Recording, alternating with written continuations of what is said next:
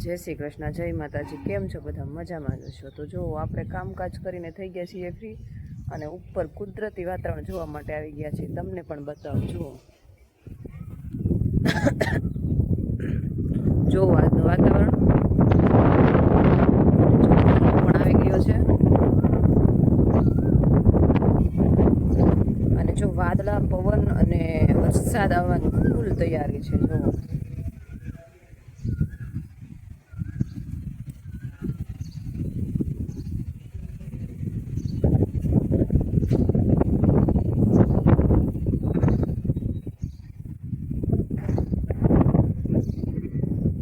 જુઓ પવન સુસવાટા લે છે। જુઓ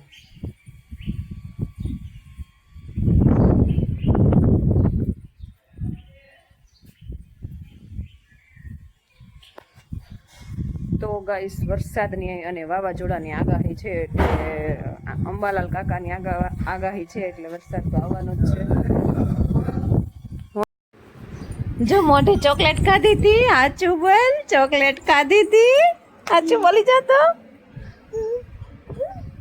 ધૈર્ય, ચોકલેટ ખાધી હતી દીકરા।